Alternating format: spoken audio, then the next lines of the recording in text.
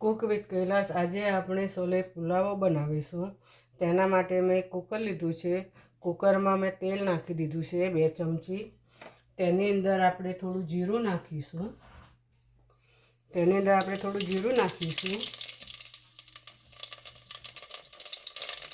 ચપટી હિંગ નાખીશું। 2 તેજ પત્તા લીધા તે નાખીશું। લવિંગ 5 લીધા છે। તજના 2 ટુકડા મોટા લીધા છે। 2 મોટા મરચાં લાલ લીધા છે। તેને આપણે હલાવી દઈશું। ગેસ ધીમો રાખીશું। તેની અંદર મેં 1 શિમલા મરચું અડધું લીધું છે, અડધું કેસરી મરચું લીધું છે, 1 ડુંગળી લીધી છે અડધી, તે નાખીશું।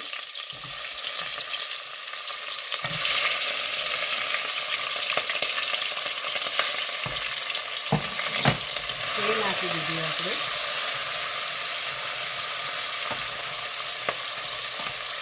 બરાબર આપણે હલાવીશું।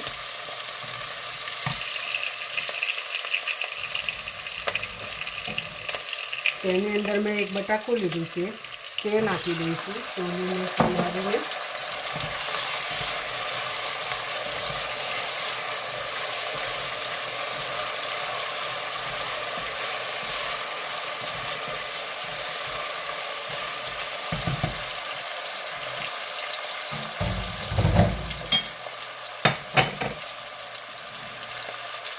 તેને આપણે થોડીક વાર ચડવા દઈશું।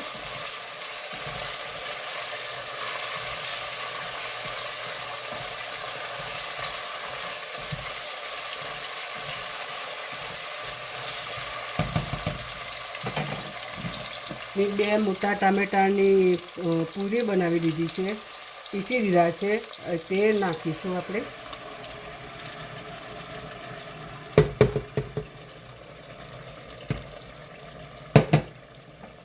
ટામેટાને આપણે પીસી દેવાના। 2 મોટા ટામેટા લીધા છે, તેની અંદર લસણ 4 કળી લસણ, 2 મરચાં નાખીને પીસી દીધું હતું। અને પછી આપણે તેને ગ્રેવીને થવા દેવાની છે।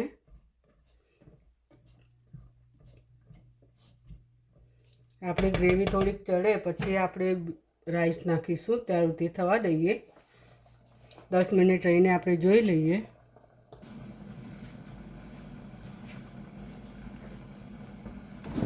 હવે આપણે જોઈ લઈએ 10 મિનિટ થઈ ગઈ છે।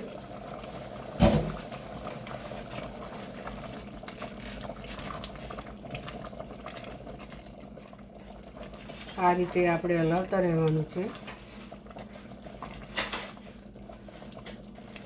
ગ્રેવી આપણી થોડી જાડી થાય પછી આપણે અંદર રાઈસ નાખીશું। હજુ 10 મિનિટ રહીને આપણે જોઈ લઈએ। 10 મિનિટ થઈ ગઈ।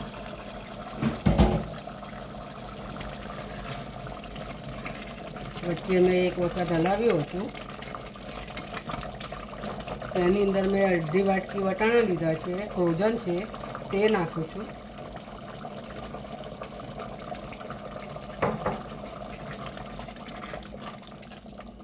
નાખીને આપણે હલાવી દેવાના છે।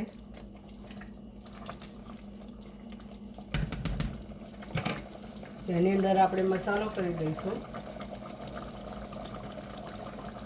થોડું ધાણા જીરું નાખીશું 1 ચમચી, અડધી ચમચી લાલ મરચું નાખીશું,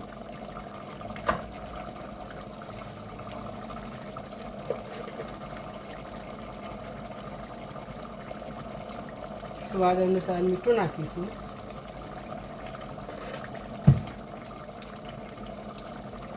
તેની અંદર મેં 1 ચમચી મોટી ભરીને બિરયાની મસાલો લીધો છે, તે નાખીશું। બરાબર મિક્સ કરી દઈશું।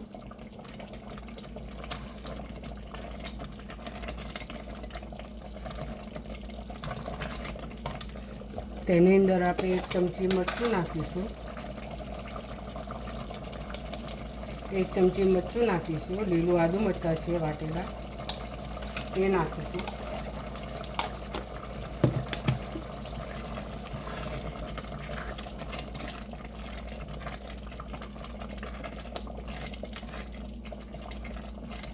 બધું બરાબર મિક્સ કરી દેવાનો. તેની અંદર મેં 2 વાટકી ભાત લીધા છે, બાસમતી છે તે લીધા છે, તે નાખી દઈશું આપણે. ધોઈને મેં બરાબર ધોઈને સાફ કરી દીધા, પછી અંદર નાખી દઈશું.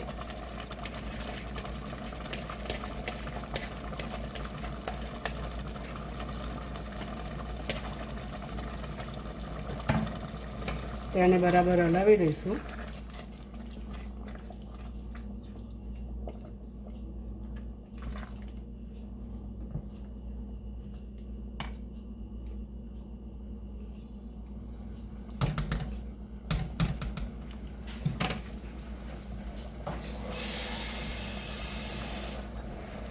તેમાં 1 ગ્લાસ ભરીને પાણી નાખીશું.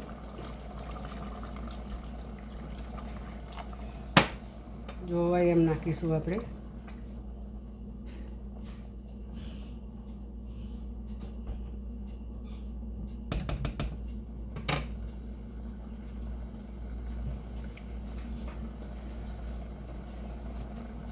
આટલો અડધો ગ્લાસ બીજો નાખી દઈશું.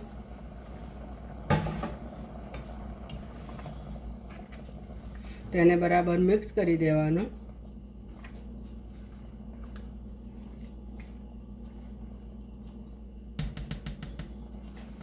થોડીક વાર આપણે થવા દઈએ.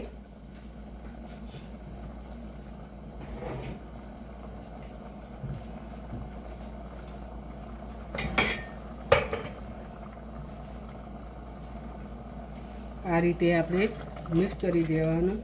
2 વાટકી ચોખા, એમાં મેં 2 ગ્લાસ પાણી લીધું અને તે ટામેટાની ગ્રેવીની અંદર પાણી હોય એટલે 1 ગ્લાસ ઓછું લેવાનું પાણી, એટલે રાસ બરાબર માપ આવી જાય આપણું. 2 વાટકી ભાત, 2 મોટા ટામેટાં, તેની ગ્રેવી 1.5 બાઉલ જેવી ગ્રેવી થઈ હતી. તેનું પાણી થઈ ગયું, એટલે પાણી બળે ત્યાં સુધી આપણે હલાવતા રહીશું.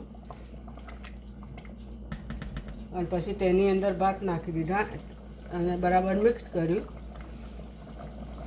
અને હવે આપણે કુકરનું ઢાંકણું ઢાંકી દઈશું. મીઠું નાખી થોડું કુકરનું ઢાંકણું બંધ કરી દઈશું. 4 સીટી આપવા દઈશું આપણે.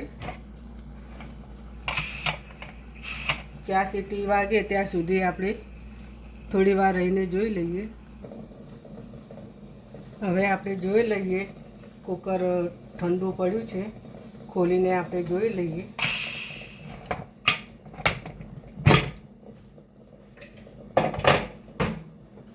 આપણો પુલાવ સરસ થઈ ગયો છે. તેને દહીં સાથે ખાવાનો. હવે આપણે સર્વ કરીએ.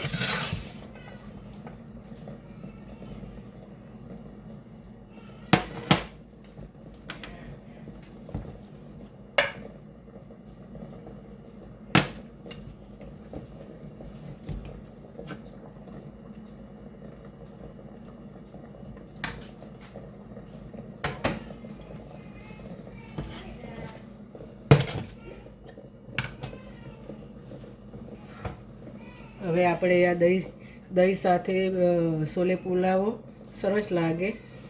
તમે પણ બનાવજો અને પછી મને કહેજો.